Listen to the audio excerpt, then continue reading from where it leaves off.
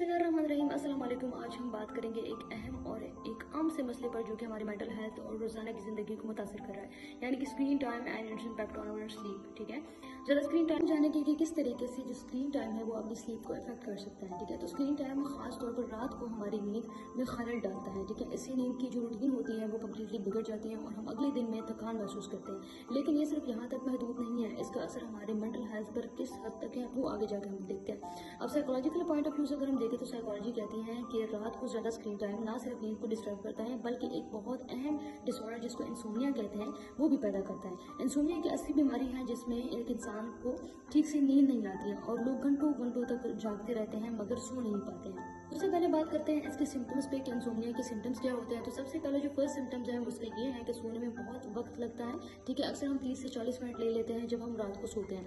Second symptom ये है कि रात के दौरान कई बार उठना और वापस सोने में मुश्किल महसूस करना। थर्ड इसका सिम्टम यह है कि सुबह बहुत जल्दी उठ जाना और फिर से नींद ना आना। ठीक है, फोर्थ सिम्टम यह है कि दिन के वक्त बेचैनी या ज्यादा नींद का महसूस होना जो डेली एक्टिविटी को मुतासिर करता है।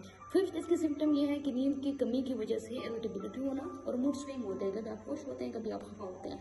ठीक है, सिक्स इसका जो सिम्टम है वो ये है कि फोकस यानी कि हमारी कंसंट्रेशन जो होती है वो बहुत ज्यादा इफेक्ट हो जाती है, हम किसी चीज पे कंसंट्रेट नहीं कर पाते हैं जिसकी वजह से हमारी डेली लाइफ जो होती है वो काफी। इस सिम्टम की बात करें जो सेवंथ है, इसमें कहते हैं कि आपकी जो याददाश्त होती है ना वो कमजोर होना शुरू हो जाती है, आपकी मेमोरी डिक्लाइन बहुत ज्यादा शुरू हो जाता है। इंसोम्निया की वजह से हमारी लाइफ जो वो किस हद तक इफेक्ट होती है, इंसोम्निया की वजह से थकान, डिप्रेशन, एंजाइटी बढ़ सकती है। ठीक है, और जब हम स्लीप डिप्राइवेशन का शिकार होते हैं तो हमारी जो प्रोडक्टिविटी होती है और हमारा मूड दोनों बिगड़ जाते हैं।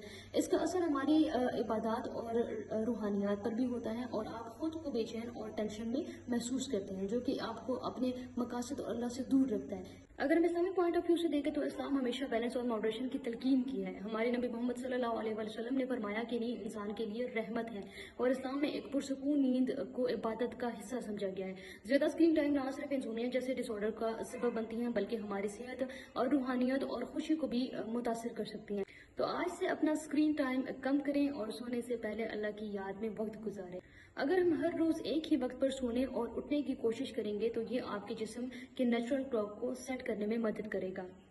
So to improve the quality of your life, it is important to set boundaries on our screen time, especially before bed. Try to avoid using electronic devices at least 1 hour before sleeping.